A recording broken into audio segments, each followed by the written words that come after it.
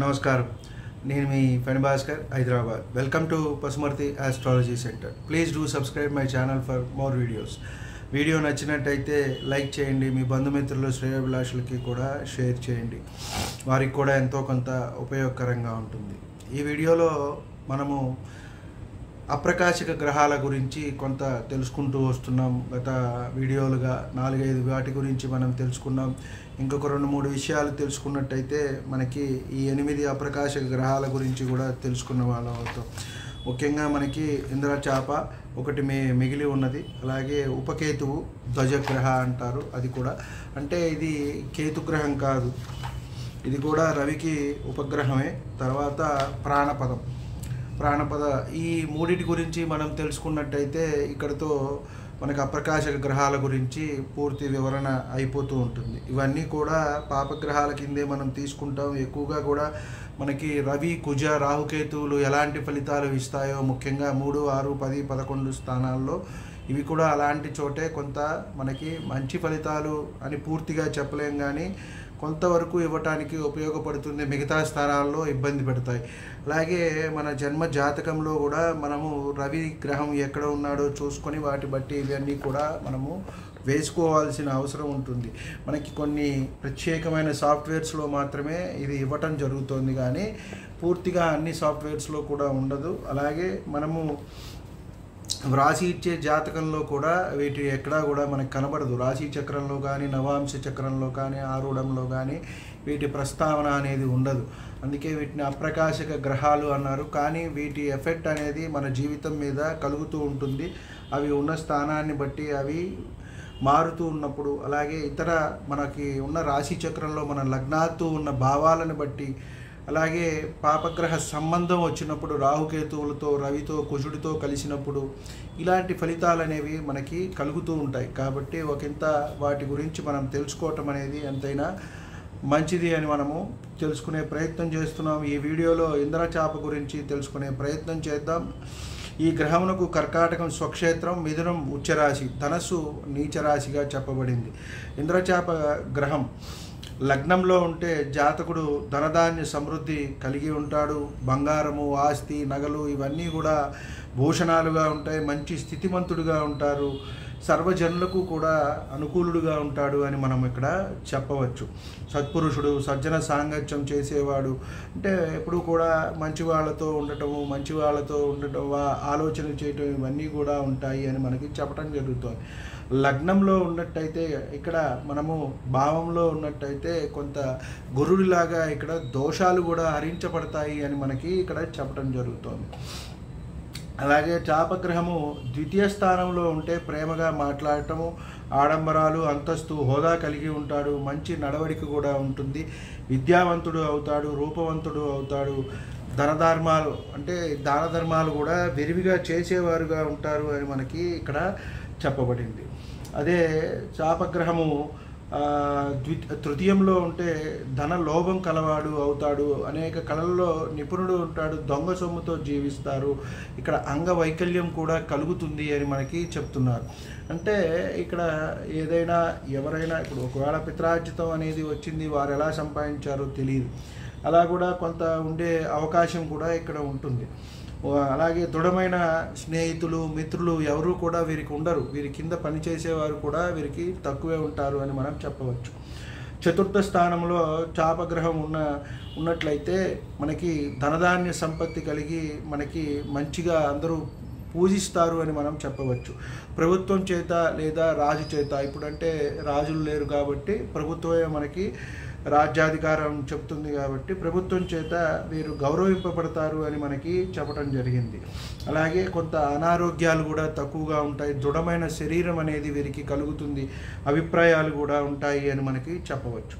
పంచమ స్థానంలో చాపగ్రహం ఉన్నట్టయితే తేజోవంతుడు, రూపవంతుడు, దూరదృష్టి కలవాడు, దేవతల ఉపాసన ఉన్నవాడు, అలాగే బ్రాహ్మణుల్ని, భక్తుల్ని, బంధువుల్ని వీరన్నిటినీ కూడా పూజించేవారుగా అవుతాడు అని మనము చెప్పవచ్చు. అంటే కొంతమంది ఉంటారు నాస్తికంగా ఉంటారు, వాళ్ళు ఎవరిని నమ్మరు. అలా కాకుండా వీటి పట్ల దాన ధర్మాలు చేయటం వల్ల దేవతలు, బ్రాహ్మణులు, దేవబ్రాహ్మణుల పట్ల వీరికి ఆసక్తి ఉంటుంది. వాళ్ళని పూజించటం, ప్రియగా మాట్లాడటము, వాళ్ళ నుంచి కూడా వీరు అన్ని మంచి ఆశీర్వచనాలు పొంది, అలాగే వివాహానంతరం భార్య చేత కూడా వచ్చినప్పుడు కూడా ఆశీర్వచనాలు పొంది మంచి అన్ని పనుల్లో కూడా వీళ్ళు సమర్థంగా నిర్వర్తించడం, అదృష్టం కూడా వీరికి కలిసి రావడం అనేది జరుగుతూ ఉంటుంది. షష్ఠ స్థానంలో చాపగ్రహం ఉన్నట్టయితే శత్రువుల్ని జయించువాడు లేదా శత్రువుల్ని సంహరించువాడు అని కూడా మనకి చెప్పారు. అంటే ఒకప్పుడు రాజులు ఇలా ఉండేది, ఇవాళ ఏంటంటే తర్వాత సైన్యాధిపతులు, రాజులు కూడా యుద్ధాలంటే ముందు సైన్యాధిపతులు వీళ్ళు చేస్తారు. కాబట్టి ఇప్పుడు మనం దానికి అన్వయించుకున్నట్టయితే మనము పోలీసు శాఖ వాళ్ళు, రక్షణ శాఖ వాళ్ళు, మిలిటరీ, వీటన్నిటికీ కూడా ఎక్కువగా కూడా వీటిని మనం అన్వయించుకోవచ్చు. ఇలా ఉన్నవారిని తీసుకున్నట్టయితే వారికి మంచి జరుగుతుంది. అలాగే మంచి సుఖముగా ఉంటారు, నిత్యము ఆపేక్ష అభిమానాలు కలిగి ఉంటారు, ప్రేమపాత్రులు, శుచి శుభ్రత శుభలక్షణాలన్నీ కూడా కలిగి ఉంటాయి. చేపట్టిన పనిని విజయవంతంగా పూర్తి చేస్తారు, అన్నిట్లా కూడా విజయాన్ని సిద్ధిస్తారు అని మనం చెప్పవచ్చు. అలాగే సప్తమ లేక కళత్ర స్థానంలో చాపగ్రహం ఉన్నట్టయితే వీరికి కూడా అనేక శాస్త్రాలు తెలిసిన వారుగా, ధనవంతులుగా, ప్రజాకర్షణ కలిగిన వారుగా ఉంటారు. ముందుకి రాజుకి ఎప్పుడైనా సరే ప్రజాకర్షణ ఉండాలి, వాళ్ళు చేపట్టే పనులు కూడా అన్ని పూర్తవ్వాలి, అవి జనరంజకంగా ఉండాలి, సమాజంలో ఉపయోగపడాలి, సమాజానికి కూడా అర్థం అవ్వాలి, జనాలకు అర్థమై వారు చేసేది ఉంటేనే జనరంజకమైన పాలన అని కూడా మనం అంటారు. కాబట్టి సప్తమ స్థానం కూడా ఎంతైనా మనకి బాగుండాలి, మంచిగా ఉండాలి అని మనం చెప్పవచ్చు.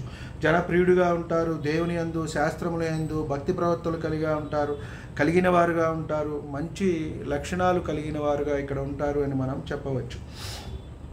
అష్టమ స్థానంలో చాపగ్రహం ఉన్నట్టయితే వారు చేసే పనులు ఎప్పుడైనా సరే మంచి పనులు చేస్తూ ఉంటారు. ఒక్కొక్కసారి కఠిన హృదయుడిగా ఉంటారా అన్నట్టుగా ఉంటారు, పర స్త్రీలకు బానిసలు అవుతారు, వికలాంగులు అంటే ఒక అవయవం ఇక్కడ దెబ్బతింటము, ఇబ్బందిగా ఉండటం అనేది కూడా జరుగుతుంది. అష్టమ స్థానం వచ్చినప్పుడు మనకి ఈ కనెక్షన్ అనేది వస్తూ ఉంటుంది, కాబట్టి కొంత జాగ్రత్త అవసరము. చాపగ్రహం ధర్మస్థానమైన నవమ స్థానంలో ఉంటే మంచి జపము, తపస్సు చేసుకుని మనం చూసినట్టయితేనే బాగున్నారు, మంచి కళగా ఉన్నారా అంటారు ఒకళ్ళిద్దరు. మనం చూస్తుంటే చూడండి, ఒక ముత్తైదుని చూసినా మంచి కళగా ఉంటారు, పెద్ద బొట్టు పెట్టుకుని. అలాగే మగవారిని చూసినా కూడా వాళ్ళు చేసుకునే ఆ పూజ అనుష్ఠానం వారి ముఖంలో కనబడుతుంది అది మనకి. కాబట్టి అలా మంచి తేజస్సు అనేది మనకి కనబడుతుంది. వ్రతములు, పూజలు చేయవారు, విద్యావంతుడు, పండితుడు, అనేక శాస్త్రాలు అనేవి అన్నీ కూడా తెలిసిన వారు, తండ్రిని గౌరవించేవారు, పెద్దలను గౌరవించేవారు, అలాగే అన్ని సన్మానాలన్నీ కూడా పొందువారు అని మనము చెప్పవచ్చు. చాపగ్రహము రాజ్యస్థానంలో ఉంటే జాతకుడు మగ సంతానాన్ని పొందే అవకాశం ఉంటుంది. ధనము, ఐశ్వర్యము కలవాడు, అలాగే పాడి పశువులు అంటే వారు చేసే వృత్తి, ఉద్యోగము, వ్యాపారము ఏదైనా సరే వారికి బాగుంటుంది అని మనము ఇక్కడ చెప్పవచ్చు.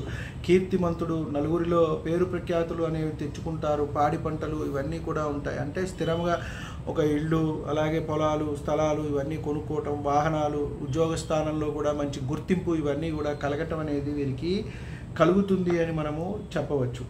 లాభస్థానంలో చాపగ్రహం ఉన్నప్పుడు జన్మించినప్పుడు బహులాభములు పొందుతారు. ఇక్కడ వీరు అనారోగ్యం అనేది లేకుండా మంచి ఆరోగ్యవంతులుగా ఉంటారు. అలాగే భార్య తరపు ఆస్తిపాస్తులు కూడా కలిసి వస్తాయి. భార్య అంటే దృఢమైన ప్రేమ. అలాగే మంత్రములందు ఏదైనా సరే మంత్రాలు అనేవి నేర్చుకోవాలి, అంటే మంత్రాలు సిద్ధించుకోవాలి. అలాగే దివ్య అస్త్రముల యందు, రహస్యముల యందు కూడా వీరు మంచి ప్రతిభా పాఠవాలు ఉంటాయి, అవి తెలుసుకోవాలి, నేర్చుకోవాలి, వాటిని సాధన చేయాలి, సిద్ధించాలి అని కొంతమంది దీక్షలు కూడా తీసుకుంటూ ఉంటారు. అలాగే వ్యయస్థానంలో చాపగ్రహం ఉన్నట్టయితే కొంచెం దుష్ట స్వభావం, దుర్బుద్ధి కలిగి ఉంటుంది. ఇక్కడ మనకి అష్టమంలో ఉన్నప్పుడు, ద్వాదశంలో ఉన్నప్పుడే కొంత ఇబ్బంది అనేది చెప్పబడింది. దుర్బుద్ధి కలిగి, సిగ్గు వెరవు లేనివారు, పరస్త్రీయందు ఆసక్తి, డబ్బు లేక నిత్యం బాధపడేవారు, ఆదాయంకు మించి ఖర్చు చేయవాడు, గర్విష్టి, దురదృష్టవంతుడు అగును అని మనకి చెప్పడం జరిగింది. కాబట్టి ఇక్కడ ఒకంత వ్యయస్థానంలో ఉన్నప్పుడే మనకి ఇబ్బంది అనేది చెప్పబడింది.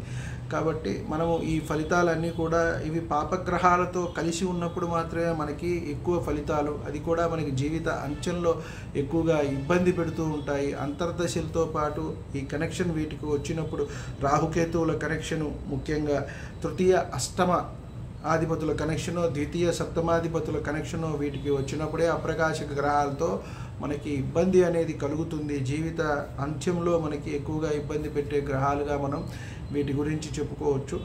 ఇది అంతగా ఫలిత భాగంలో మనము నిత్యము చెప్పే ఫలిత భాగంలో తీసుకుంటామా అంటే తీసుకోవటం అనేది తక్కువే. రాశి చక్రంలో కూడా ఇది మనము చూపించము అని చెప్పని మనము చెప్పవచ్చు. వీడియో నచ్చినట్టయితే లైక్ చేయండి, మీ బంధుమిత్రులు శ్రేయోభిలాషులకు కూడా షేర్ చేయండి, ఎంతో కొంత ఉపయోగకరంగా ఉంటుంది. ఇంతవరకు ఛానల్ సబ్స్క్రైబ్ చేసుకున్నట్టయితే సబ్స్క్రైబ్ చేసుకోండి. ధన్యవాదాలు.